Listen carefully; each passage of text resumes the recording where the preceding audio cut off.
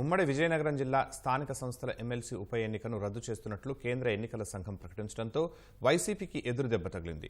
ఇప్పటికే అభ్యర్థిని బరిలోకి దించి ఎంపీటీసీలను శిబిరాలకు వైసీపీ తరలించే ఏర్పాటు చేస్తున్న తరుణంలో కోర్టు తీర్పు ఆ పార్టీకి చెంపపెట్టుగా మారింది. ఇక ఎన్నికే తర్వాయి అనుకుంటున్న సమయంలో రద్దు కావడంతో వైసీపీ నాయకులు జీర్ణించుకోలేకపోతున్నారు. వైసీపీ నుంచి విజయనగరం స్థానిక సంస్థల ఎమ్మెల్సీగా ఇందుకూరి రఘురాజు 2021లో ఎన్నికయ్యారు. 2024 సార్వత్రిక ఎన్నికలకు ముందు ఆయన పార్టీ వ్యతిరేక కార్యకలాపాలకు పాల్పడ్డారని, టీడీపీ నాయకులతో కలిసి వివిధ ప్రారంభోత్సవ కార్యక్రమాలకు హాజరయ్యారనే ఆరోపణలతో ఆయనపై వైసీపీ చర్యలకు ఉపక్రమించింది. మండలిలో ఆ పార్టీ విప్ పాలవలస విక్రాంత్ మండలి చైర్మన్ మోషన్ రాజుకు ఫిర్యాదు చేశారు. దీనిపై విచారణ చేపట్టిన మండలి చైర్మన్ రఘురాజుపై అనర్హత వేటు వేశారు. ఈ ఏడాది జూన్ 3 నుంచి ఈ స్థానం ఖాళీ అయింది. ఎమ్మెల్సీ స్థానం ఖాళీ అయి 6 నెలలు కావడంతో కేంద్ర ఎన్నికల సంఘం ఈ నెల 4న ఈ ఎన్నికకు నోటిఫికేషన్ విడుదల చేసింది.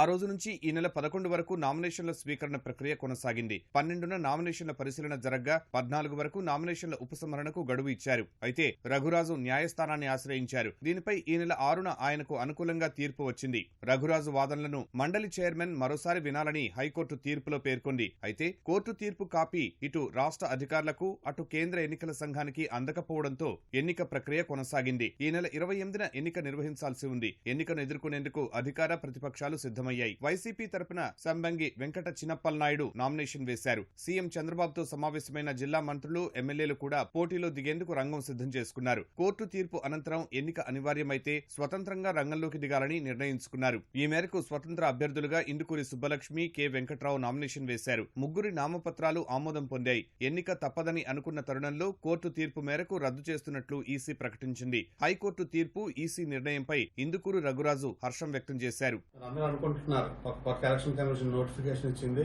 మరి ఒక పక్క జడ్జిమెంట్ అవుతుంది, ఎలాగే ఏమి జరుగుతుంది అనేసి. మరి నామినేషన్స్ అయితే అందరూ వేయడం జరిగింది. వైసీపీ పార్టీ నుంచి చేశారు, ఇండిపెండెంట్ నామినేషన్ వేశారు. అందరూ నన్ను అడిగారు. నేను ఆ రోజు చెప్పాను, ఖచ్చితంగా నాకు అన్యాయం జరిగింది, నాకు న్యాయం జరుగుతుంది, కోర్టుకు వెళ్తానని చెప్పి నాకు న్యాయం జరిగింది అనుకుంటున్నాను.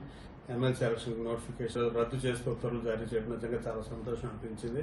ఇందులో రకరకాల కారణాలు ఉన్నాయి, కానీ నేను ఎవరిని కూడా దూషించే పరిస్థితి కాదు, ఎవరిని కామెంట్ చేసే కూడా పరిస్థితి కాదు. కొన్ని కారణాల వల్ల జరుగుతాయి కొన్ని విషయాలు. సో ఏదేమొచ్చినా కానీ పాజిటివ్గా తీసుకొని నేను పాజిటివ్గా ముందుకెళ్ళాను. నాకు పాజిటివ్గా న్యాయం జరిగిందని పూర్తిగా నమ్ముతున్నాను.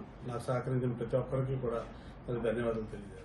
వాస్తవంగా ఇందుకూరి రఘురాజుకు 2027 డిసెంబర్ ఆఖరు వరకు ఎమ్మెల్సీగా గడువు ఉంది. 2024 సార్వత్రిక ఎన్నికలకు ముందు ఎస్కోట నియోజకవర్గ అప్పటి ఎమ్మెల్యే కడుబండి శ్రీనివాసరావు, రఘురాజు మధ్య ఆధిపత్య పోరు నడిచింది. ఈ క్రమంలో రఘురాజుని ఆ పదవి నుంచి తొలగించాలని అప్పట్లో వైసీపీ నాయకులు ఎత్తులు వేశారు. ఆ క్రమంలో ఆయనపై పార్టీ వ్యతిరేక కార్యకలాపాలకు పాల్పడుతున్నారన్న నెపంతో అనర్హత వేటు వేయించారు. కానీ న్యాయం రఘురాజు పక్షం వహించడంతో ఎన్నిక రద్దయింది. దీంతో ఇందుకూరి రఘురాజే ఉమ్మడి విజయనగరం జిల్లా స్థానిక సంస్థల కోట ఎమ్మెల్సీగా పూర్తి పదవీకాలం కొనసాగనున్నారు. ఈ పరిణామం వైసీపీకి చెంపపెట్టుగా మారింది.